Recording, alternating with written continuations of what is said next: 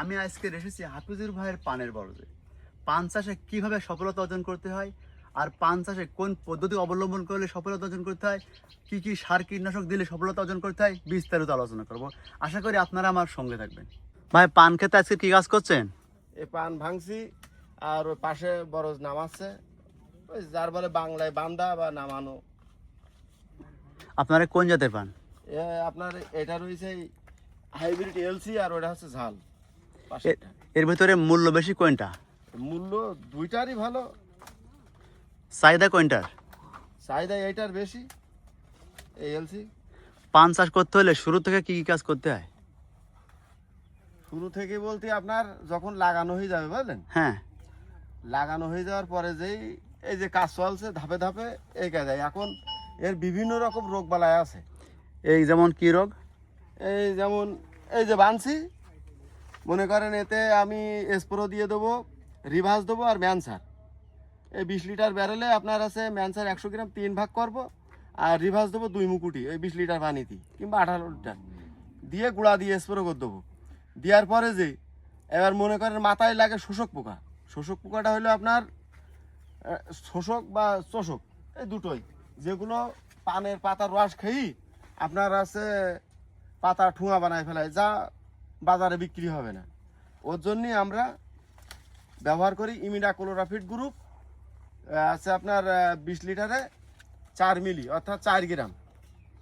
আর ওর সাথে আমরা দিই মার্শাল ইন্ডিন, ওটা কার্বোসালফান গ্রুপ, ওইটা ব্যবহার করি হচ্ছে আপনার 2 মুকুটি অর্থাৎ 10-20 মিলি।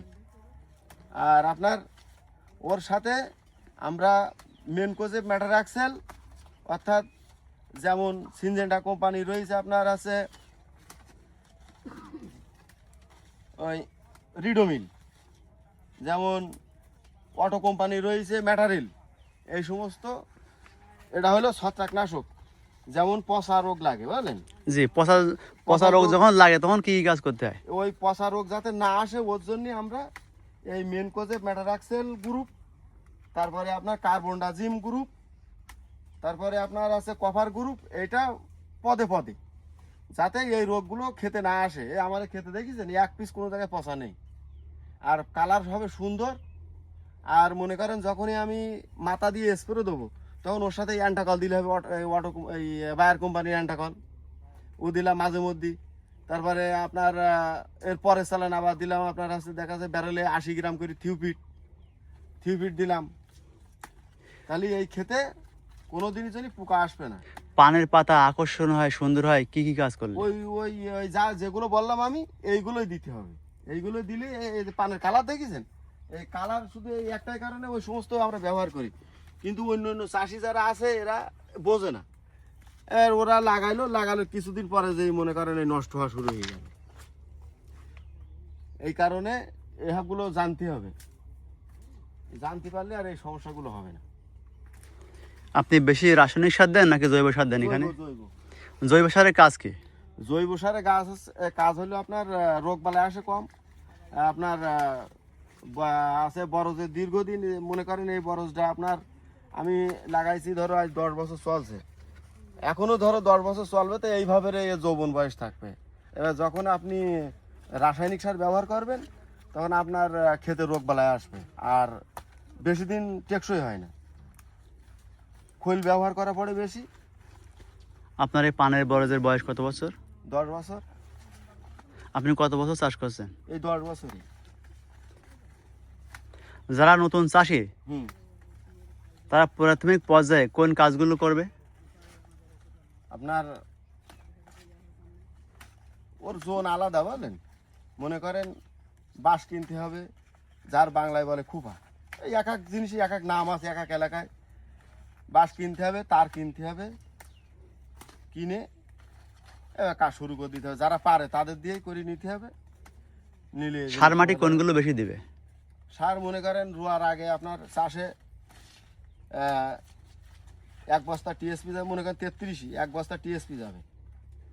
হ্যাঁ, হ্যাঁ। 1 বস্তা টিএসপি যাবে, 1 বস্তা খৈল যাবে, তারপরে আপনার রাগবি দানাদার যাবে, যেটা আপনার অটো কোম্পানির রাগবি দানাদার নেমাটন। যে মাটি যত রকম আছে জীবাণু আছে মাটি শোধন এক কথায় ওটা দেওয়া যাবে দিতে হবে।